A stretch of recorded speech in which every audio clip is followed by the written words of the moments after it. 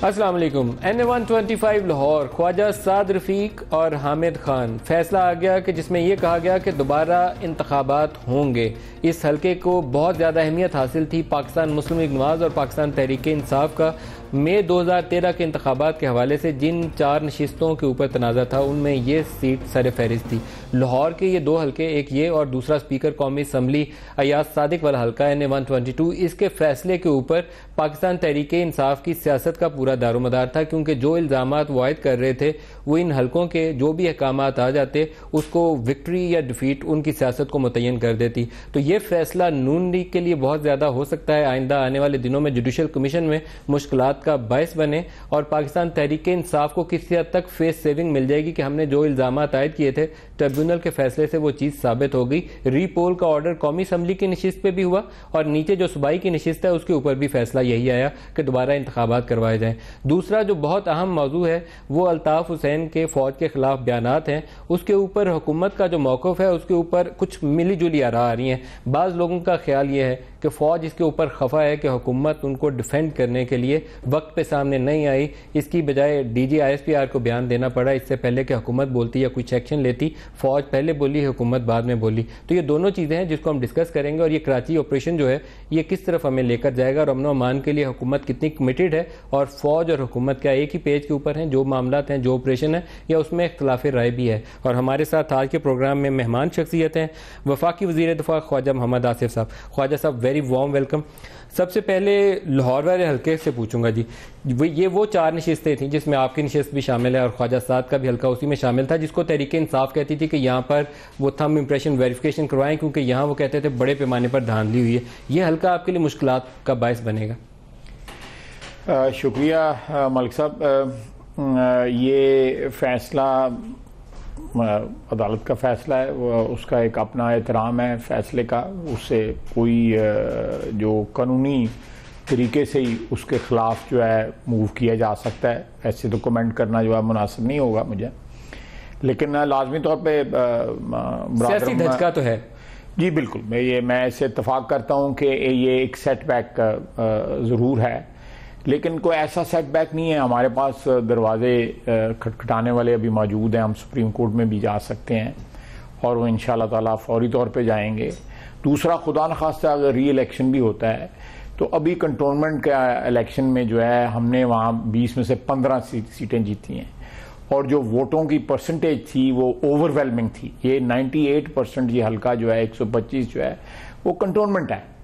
तो इसलिए एक जस्ट 10 डेज बैक और वीक बैक वहाँ पे एक इलेक्शन हो चुका है। अगर खुदा न खास्ता री इलेक्शन का मौका आता है तो इंशाल्लाह ताला साद रफ़ीक साहब जो है उस इलेक्शन में फतहमंद होंगे, और जो टेक्निकल या कोई प्रोसीजरल वजूहात की वजह से ये इलेक्शन जो है नल एंड वॉइड हुआ है तो उससे ये नहीं कहा जा सकता कि उनकी 40-45 हज़ार की जो लीड है वो नलिफाई हुई है। Public opinion is still there. ये टेक्निकल ग्राउंड के ऊपर 2013 का वोटिंग पैटर्न था वो कंटोनमेंट इलेक्शन में चेंज हुआ है। मई 2013 में इस हल्के से हामिद खान के वोट ज्यादा थे और ख्वाजा साद यहाँ से कंटोनमेंट से वोट कम लिए थे। ख्वाजा साद ने जो एडजॉइनिंग एरियाज थे वहां से ज्यादा वोट लिए, लेकिन कंटोनमेंट में आपके वोट बढ़ गए। नहीं, मैं आप दुरुस्त कह रहे हैं, लेकिन मैं आपको बताऊं कि ये जो कंटोनमेंट है वो इस हल्के का 90% से ज्यादा कंटोनमेंट है। बाकी जो एडजॉइनिंग हल्के जो है ना वो जो गांव हैं, थोड़े से जो गांव जो उनके वो वोटों का जो है ना कोई परसेंटेज इतना ज्यादा नहीं है।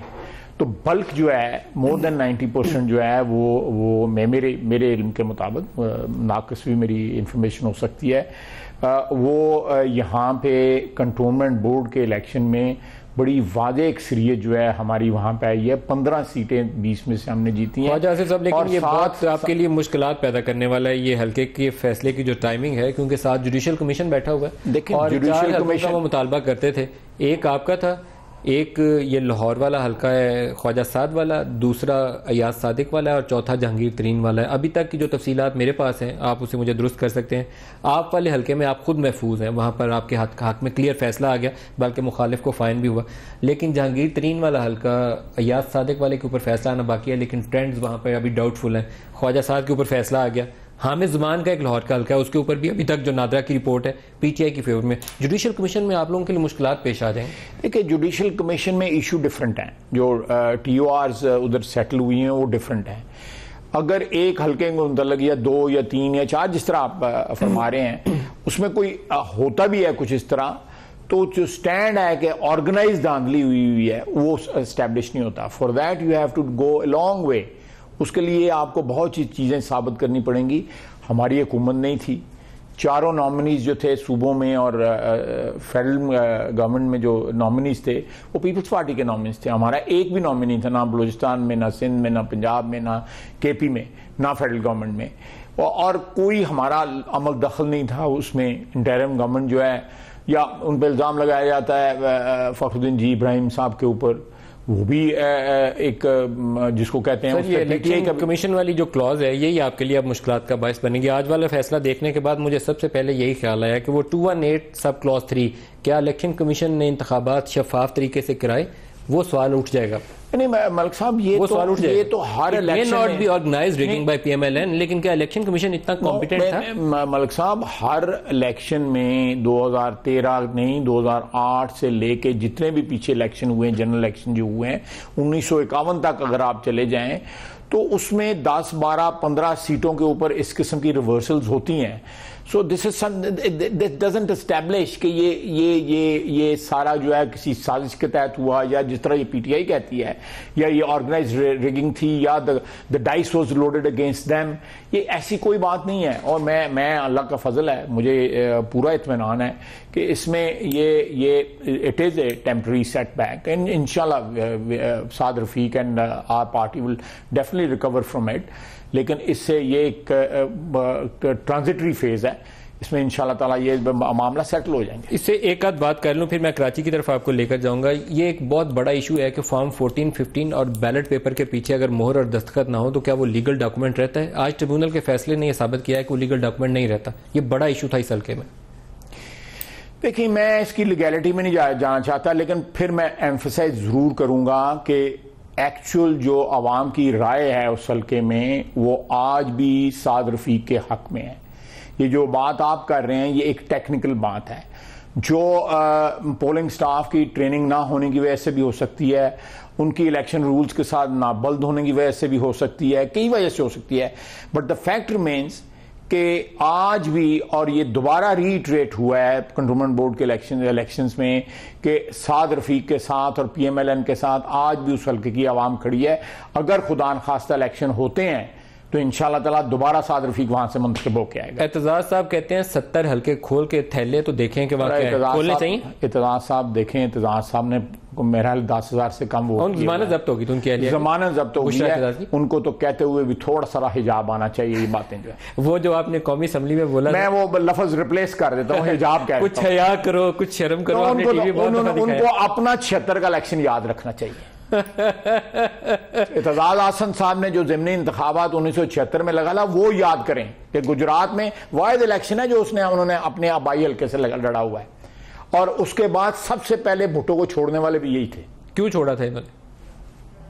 क्यों छोड़ते हैं सियासतदान जो है अपने मौसनों को, अपने लीडरों को क्यों छोड़ते हैं? कहाँ गए थे ये भी आप बताएं। आप बताएं। नहीं आप बताइए, आप बताएं। आप तो बड़े और पार्टी में चले गए, आपसे पूछ लूं ना, किसी और पार्टी में चले गए। पार्टी का नाम भी बता दें। असर खान साहब के साथ चले, तहरीक इस्तिकलाल। तो ये क्या बात करेंगे? एतजाज आसन साहब छोड़ें, मेरे उनके साथ ताल्लुक है। थैले खुलने चाहिए, थैले खुलने चाहिए। देखें, ये तो अदालती फैसले हैं। अगर अदालत कहे तो आपको इतराज? बिल्कुल अदालत जो फैसला करेगी हम। अरे मेरे लिए तो बड़ी खबर है, थैले खोलने का अगर अदालत फैसला करती है। अदालत के फैसले को मैं किस तरह उसकी आप तस्लीम करेंगे? देखिए, जुडिशियल कमीशन का फैसला जो है वो हमें हर पार्टी को तस्लीम होना चाहिए, चाहे वो थैले खोलने का भी हो, जो मर्जी फैसला, नथिंग लाइक इट। कराची चलते हैं, चलें जी, कराची टूर चल रहे हैं। NA 125 के बाद दूसरा जो बड़ा इस वक्त माइन फील्ड है हमारे पास, वो कराची नजर आता है। अल्ताफ हुसैन के बयानात, समंदर में ये दरिया में किसका खून बहेगा, ये बिल्ले रहेंगे कि नहीं, छड़ी रहेगी कि नहीं, फिर माफी मांग ली उन्होंने। हुकूमत के रिएक्शन के ऊपर बहुत तरह आ रही हैं। वो कहते हैं हुकूमत बोली नहीं, पहले DG-ISPR को बोलना पड़ा। नहीं, मैं समझता हूँ कि हुकूमत भी, बल्कि प्राइम मिनिस्टर साहब ने इसके ऊपर जो है स्टेटमेंट दी है, और हुकूमत में मैंने, परवेज़ रशीद साहब ने, शहबाज शरीफ साहब ने, बल्कि हमारे और भी साथी जो हैं इसके ऊपर बोले हैं। ये मेरे ख्याल है स्पेकुलेशन है। DGISPR के बाद सब बोले और प्राइम मिनिस्टर तो आप सबके बाद बोले, आप पहले बोले फिर परवेज़ रशीद बोले फिर प्राइम मिनिस्टर कल बोले, साइमल्टेनियसली सब बोले। और मैं समझता हूं कि इसमें कोई ऐसी बात तलाश करने की ज़रूरत नहीं है कि कौन पहले बोला और कौन बाद में बोला। जो बात अल्ताफ हुसैन साहब ने की है कतई तौर पर गलत की है। ये कोई पाकिस्तानी इस किस्म की ज़बान जो है वो इस्तेमाल नहीं कर सकता। या 1947 की माफ़ी भी इन्होंने दिल्ली में मांगी थी, आपको याद होगा, आज से 8-9 साल कबल जो है मुशर्रफ साहब की हुकूमत में इन्होंने कहा था कि हम दिल्ली में जाके, पाकिस्तान वापस नहीं आए पिछले ये 20-25 साल में, लेकिन दिल्ली जाते रहे हैं और वहाँ पे जाके इन्होंने माफ़ी मांगी कि 47 में हमने जो हिजरत की थी, ये अपने महाजिर होने के ऊपर माफ़ी मांगी इन्होंने वहाँ पे। तो उस वक्त तो मुशर्रफ साहब, इनकी एथनिक अफिनिटी है उनके साथ, कोई ना बोल सका। मैं बोला, मैं अहमद मीर के प्रोग्राम में उस वक्त भी बोला था कि ये इसलिए इनकी बात को इग्नोर किया जा रहा है, लेकिन अब नहीं इग्नोर किया जाएगा। क्या करेंगे? DGISPR ने कहा था हम लीगल ऑप्शन परसू करेंगे। वज़ारत दिफा आपके पास है, you are the defence minister, आपके पास क्या लीगल बिल्कुल हम बिल्कुल लीगल ऑप्शन ही परसू करेंगे। पार्लियामेंट के जो है इस वक्त प्रोविंशियल पार्लियामेंट्स जो हैं, हमारी असेंबलीज जो हैं, उनके फ्लोर जो हैं वो इस्तेमाल हो रहे हैं इस चीज़ को कंडेम करने के लिए। नून लीग अभी खुद रेजोल्यूशन नहीं लाई। नहीं, पंजाब में अभी मैंने टिकर पढ़ा है कि जी पंजाब में PTI वाले कह रहे हैं हम लेकर आएंगे। क्या नून लीग पंजाब असेंबली में करारदाद मूव करेगी? नहीं जी, बिल्कुल। हमारी जो कोलिशन हुकूमत है बलूचिस्तान में, उन्होंने सबसे पहले उन्होंने मरकज में लाएंगे। जी, मरकज में लाएंगे। ये नून लीग का फैसला है कि मरकज में भी और पंजाब में भी नहीं हुआ, लेकिन मैं बसीयत वजीर दिफा या मुस्लिम लीग नून के कारकुन के मैं फील करता हूँ कि ये बिल्कुल इसकी कंडेमनेशन होनी चाहिए और जरूर होनी चाहिए। लीगल रेमेडीज क्या है? आप डिफेंस मिनिस्टर हैं, इस पे रोशनी डालिए। हम इस पे मुख्तलिफ राय रखते हैं। देखें, लीगल रेमेडीज तो एक तो रेगुलेटर के जरिए मूव करें, पैमरा के जरिए that is an obvious. Speeches पे बैन लगाया जाए, बिल्कुल वो पैमरा के लॉ में है, वो एक ऑब्वियस रूट तो वो है, लेकिन इसके अलावा भी मूव किया जा सकता है। ये तो अब कोई लीगल ओपिनियन जो कानून। आपने एक चैनल के ऊपर बंदिश लगवाई थी और मैंने उसको अपोज किया था, वैसे ऑन एयर आज दोबारा भी आपको बता देता हूँ, आपने वो समरी मूव की थी जब वो जियो वाला एपिसोड हुआ था। अब दोबारा कुछ मिलते जुलते सर्कमस्टांसेस हैं, तो क्या आप समरी मूव करेंगे? देखिए, 14 चैनल्स ने, देखें आप मीडिया वाले भी, आप लोग भी कुछ जिम्मेदारी कबूल करें। जिसने बोला उसके वाले से बता दें। उसको तो होने चाहिए, लेकिन जो लोग ये चीज आगे ले जा रहे हैं, आवाम तक पहुंचा रहे हैं, जो मीडियम बन रहे हैं, जो कॉन्ड्यूट बन रहे हैं, जो एक जरिया या वसीला बन रहे हैं ये इंफॉर्मेशन या उनकी जो हर्जा रसाई है उसको आगे पहुंचाने की जो है वो मीडिया के ऊपर रिस्पॉन्सिबिलिटी आती है। मैं समझता हूं कि जिस तरह बाकी हमारे तबकात हैं जिसमें हम सियासतदान भी शामिल हैं, there is lot of room for improvement। इस तरह मीडिया को भी जो है रिस्पॉन्सिबिलिटी कि जहां से कोई तड़ी लग जाए, मीडिया जो है फिर उसके पीछे पीछे चलना शुरू कर देता है। मीडिया कमजोर है, बिल्कुल। मैं मीडिया स्टेट उसे प्रोटेक्ट नहीं कर सकती और इसका एक प्रॉब्लम है। मेरी हमारे जितने साथी कराची में मारे गए या ट्राइबल एरियाज में, मलिक साहब, मैं इसकी एक और भी है, मीडिया में कारोबारी लोग बहुत आगे हुए। हो सकता है, ये बात सही है। वो कमर्शियल अपने इंटरेस्ट को प्रोटेक्ट करने के लिए ज्यादा कोशां होते हैं बनिस्बत इसके सहाफती रवायात को प्रोटेक्ट करने के लिए। ये हो सकता है, एक प्रॉब्लम है। ये एक चीज बड़ी वाज़ेह है, ये वाज़ेह है कि ये कारोबार बन गया हुआ है। कारोबार होना चाहिए, क्योंकि जो इन्वेस्टर्स हैं वो सारे जर्नलिस्टिक बैकग्राउंड से नहीं आए। कारोबार होना भी चाहिए, लेकिन जिस कारोबार में आप हैं उसकी अपनी एक रवायात होती हैं, उन रवायात को जरूर प्रोटेक्ट करना चाहिए। मुल्क और कौम का मफाद जहां पे आए वहां पे जाती मफाद जो है वो पसे पुश डालना चाहिए। ख्वाजा साहब, लेकिन वर्किंग जर्नलिस्ट और जो इन्वेस्टर्स हैं, जो चैनल ओनर्स हैं, उनमें एक लाइन ड्रॉ करके रखनी चाहिए स्टेट को भी। आप एक ही चीज में, एक ही सफ में सारों को नहीं खड़ा कर सकते। हामिद मीर, नदीम मलिक चैनल के मालिक नहीं है। हम लोग तो यहाँ बैठ के काम करते हैं ना, प्रोग्राम करते हैं। पैमरा का एक रोल है, बिंग रेगुलेटर, जो आपने उसको असाइन किया हुआ है, वो रोल वही अदा कर सकता है। नहीं, मैं उसको अदा देनी है, वो रोल आपके पास बिल्कुल अदा करना चाहिए, बिल्कुल 100% अदा करना चाहिए। और मैं समझता हूँ कि किसी भी रेगुलेटर को, चाहे वो पैमरा है या स्टेट बैंक है, नेपरा है, ऑगरा है, ये जो मुख्तलिफ रेगुलेटर्स जो हैं, बाज़ बड़े इफेक्टिव हैं, बाज़ नहीं इफेक्टिव है। मैं समझता हूँ पैमरा की इफेक्टिवनेस जो है उसमें इजाफा होना चाहिए और नजर आनी चाहिए। इस मसले पे आपकी तजवीज़ क्या है? हेट स्पीच के ऊपर बैन लगवाएंगे? देखें, मैं समझता हूँ कि जो सियासी इख्तलाफात हैं या डिसएग्रीमेंट हैं उसके ऊपर कोई बैन नहीं होना चाहिए। या मुल्की मामलात के ऊपर मुख्तलिफ आरा जो आती हैं उन पर कोई बैन नहीं होना चाहिए। ये सहाफ़त का एक बुनियादी जोज़ है कि आप डिफरेंट वर्जन इशूज़ के जो है आवाम तक पहुँचाएँ, लेकिन जो डिलिबरेट एक जिसको कहते हैं मैलिस के साथ मलिशियसली ज़बान बोली जाए एक अदारे के ख़िलाफ़ या किसी सियासतदान के ख़िलाफ़ या किसी और पर्सनैलिटी के ख़िलाफ़ बोली जाए, ज़ातियात के ऊपर जो बोली जाए, तो मेरा ख्याल है कि दुनिया में भी अब CNN या BBC जो है वो ब्रिटिश हुकूमत के ख़िलाफ़ या US के मफादात के ख़िलाफ़ अगर कोई बात करेंगे तो उनको रोक दिया जाएगा। BBC नहीं करती। तो एज ए प्रिंसिपल जो है मैं बिल्कुल सपोर्ट करता हूँ कि जहाँ पे मुल्क का मफाद है वो मुकद्दम है, उसके बाकी तमाम तर मेरे सियासी मफादात, इस चैनल के मालिक के जो है कमर्शियल मफादात, आपके सहाफ़ती मफादात, ये तमाम तर जो है ये पसे पुश चले जाएंगे, मुल्क और कौम का मफाद जो है मुकद्दम हो जाएगा। तो क्या ख्वाजा आसिफ गौर करेंगे इस पर समरी मूव की जाए बीइंग डिफेंस? जी बिल्कुल, अगर ये हुकूमत फैसला करती है तो I be the first one to move that. Khawaja साहब ये गुफ्तगू जारी है, एक ब्रेक ले लें, एक शॉर्ट ब्रेक ले लें जी, वापस हाजिर होते हैं, हमारे साथ रहिएगा।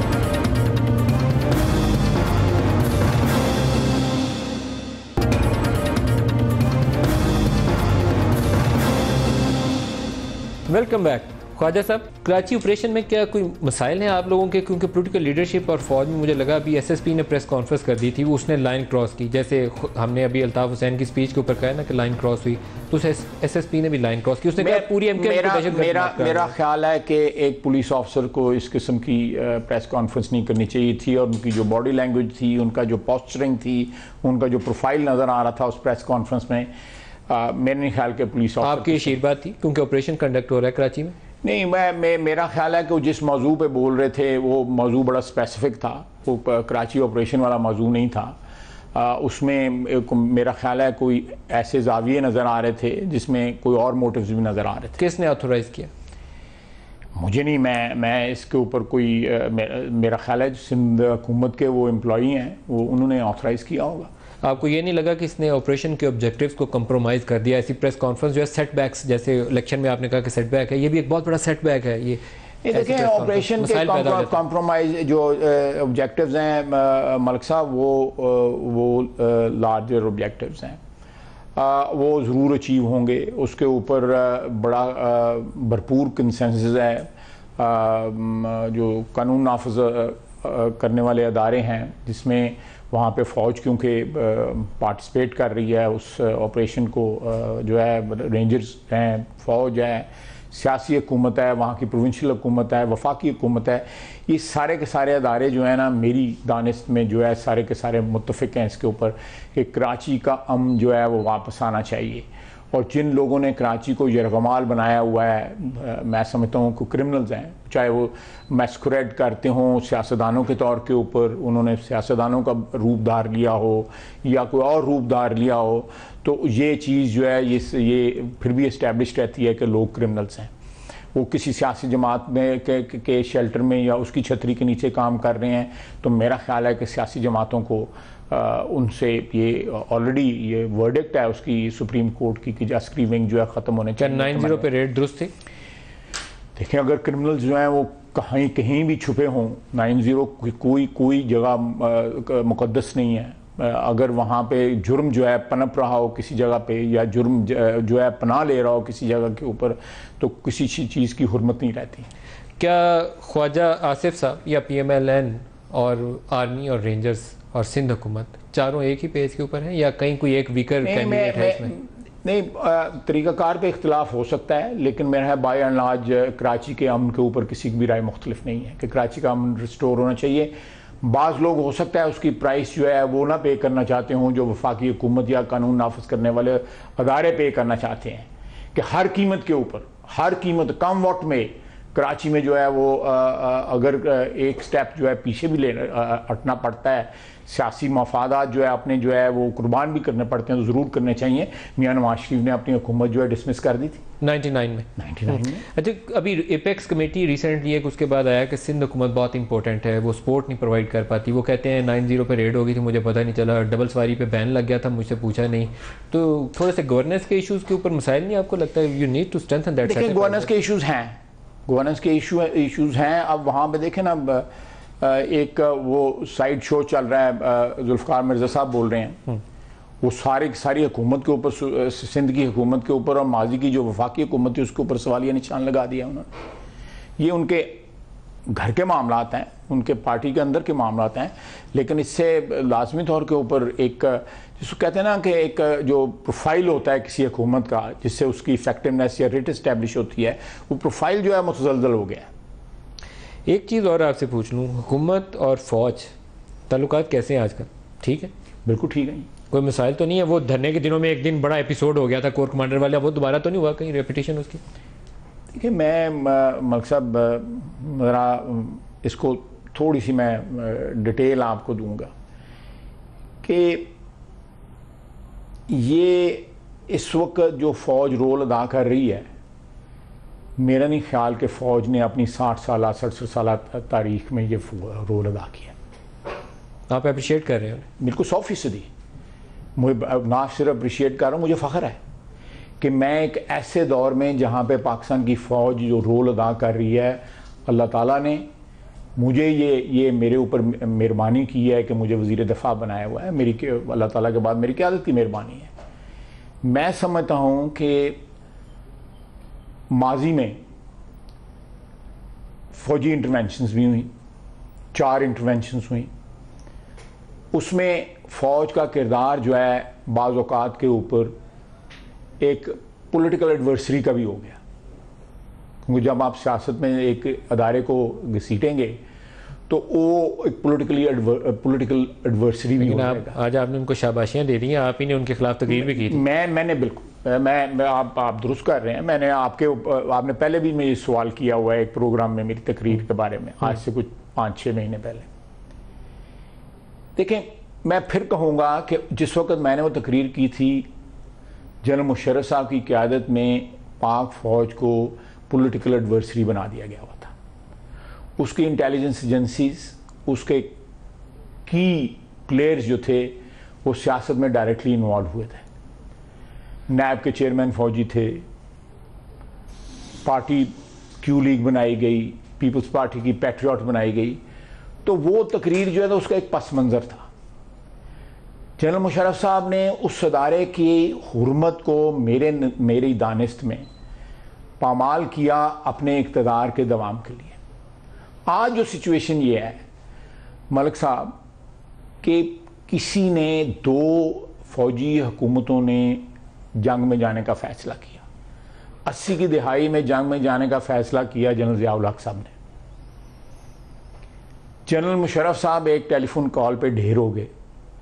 दोनों के जो मफादात थे वो डिफरेंट थे। वो कौमी मफादात में ये फ़ैसले आज हाइंडसाइट में जब पीछे मुड़ के हम देखते हैं तो ये फ़ैसले कौमी मफादात के खिलाफ थे। एक केस में तो आप कसूरवार हैं, जनरल ज़िया वाले मामले में आप जी बिल्कुल।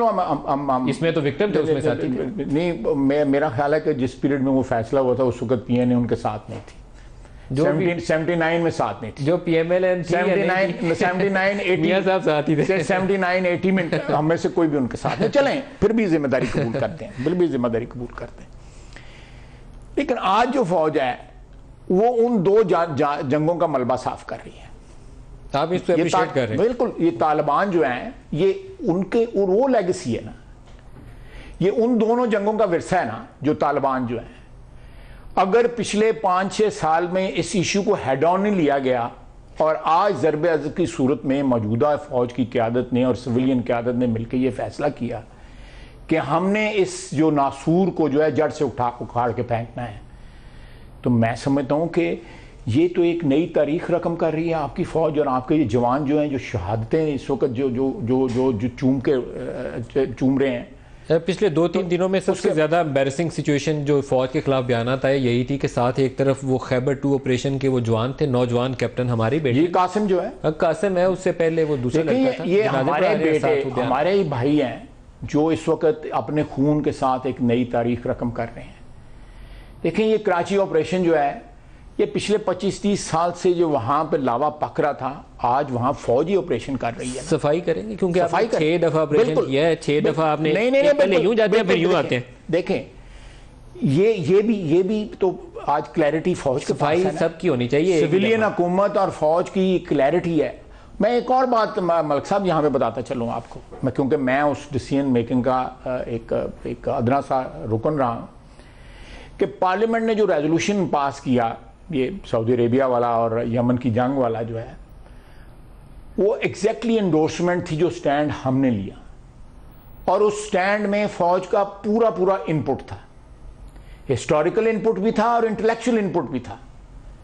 और आपकी फौज और आपकी सिविलियन हुकूमत जो है उस इशू के ऊपर एक पेज पे थी 100%। हमें लगा और बाद में मसला है और बाद में जो है आपकी पार्लियामेंट ने भी अल्लाह के फजल से उसको 100% जब नवाज शरीफ साहब वहाँ तशरीफ लेकर गए और किंग सलमान ने एयरपोर्ट पे उन्हें जफ्फी डाली तो हमें लगा कि सारा कुछ कमिटमेंट कर दी थी, बाद में रीएडजस्ट करनी पड़ी पोजीशन। नो, बिल्कुल नहीं, बिल्कुल नहीं।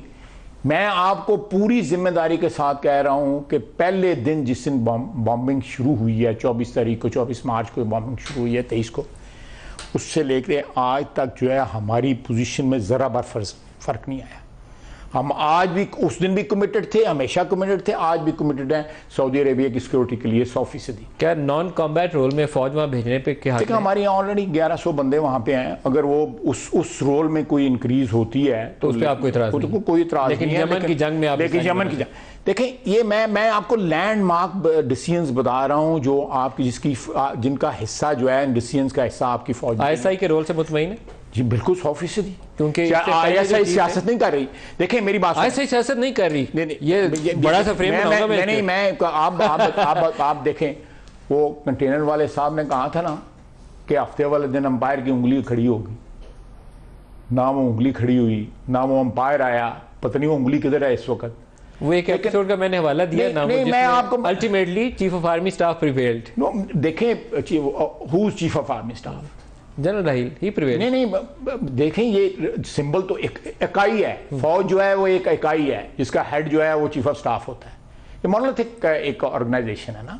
आज आपने ISI को सर्टिफिकेट दे दिया। नहीं, मैं देखें माजी में मैं खुद हुआ हूँ, मुझे लॉरेंस रोड बुलाया गया कि काफ लीग में शामिल हो। किसने बुलाया था? ISI ने। नाम नहीं बंदे का? मैं नाम भी बता सकता हूँ, 2-3 ब्रिगेडियर साहब थे। अब इट इज इररिलेवेंट कि कौन थे, वो तो एक इंस्टीट्यूशन को रिप्रेजेंट कर रहे थे ना। मेरी उस वक्त ISI के जो मेजर जनरल थे, जो पॉलिटिकल सेल के इंचार्ज थे, मुझे उन्होंने भी बुलाया। उनका क्या नाम? उनको मैं छोड़े आप, वो तो एक, मैं कहता हूं कि एक नई पैराडाइम जो है वो इंट्रोड्यूस हुई है। अब वाले जो ISI है वो आप कह रहे हैं सियासत नहीं कर रही। देखें, मैं इस वक्त आपकी फौज का सियासत के साथ कोई ताल्लुक नहीं है, लेकिन फौज जो है स्टेट क्राफ्ट का एक हिस्सा है। फौज जो है आपके तमाम तर जो मेजर फैसले हैं, फौज जो है उनमें और सिविलियन हुकूमत में कोई इख्तलाफ नहीं है। Internal security and foreign policy included. जी एब्सोल्युटली। देखिए आपने कहा स्टेट क्राफ्ट का हिस्सा है, उनसे इनपुट लेके आप बिल्कुल स्टेट इनपुट और वेरी वैल्यूएबल इनपुट। देखिए एक मैं एक और चीज भी बताऊं मलिक साहब, ये विरसा जो होता है ना बड़ा मैटर करता है। लेगेसी जो होती है, जो विरसा होता है, मौजूदा क़यादत का जो है ना फौज की का, उसका विरसा भी जो है ना बड़ा अजीम है। आर्मी चीफ के पास तो दो निशाने हैदर है उनके घर, शहादतों का विरसा है। तो जब आपके पास ये विरसा और साथ उसका एहसास हो, तो फिर आप कभी वो कदम नहीं उठाएंगे जो लोगों ने माजी में अपने मफादा, अपने ज़ाती मफादा। ख्वाजा साहब, ये गुफ्तगू जारी है, एक ब्रेक ले लें, एक शॉर्ट ब्रेक ले लें जी, वापस हाजिर होते हैं, हमारे साथ रहिएगा।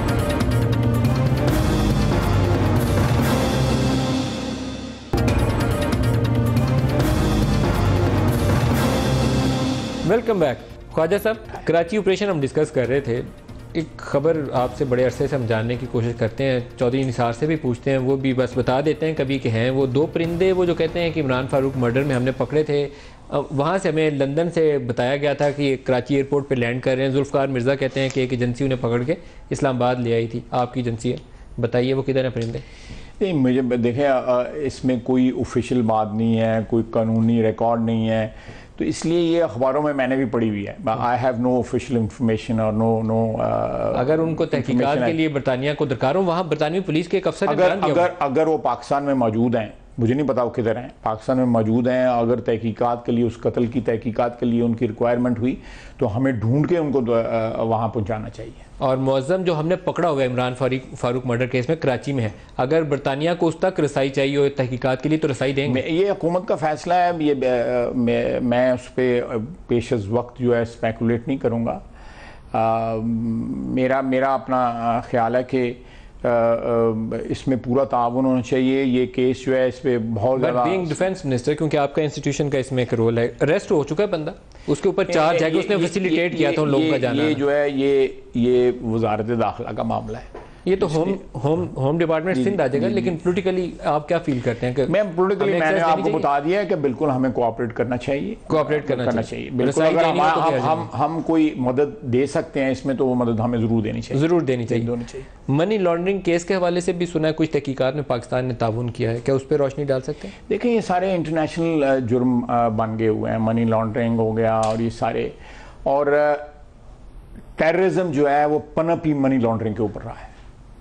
टेररिज्म को किसी बजट से उसको पैसा नहीं मिलता, टेररिज्म को किसी लेजिटिमेट कारोबार से पैसा नहीं मिलता, टेररिज्म को पैसा जिसके खिलाफ हम जंग लड़ रहे हैं।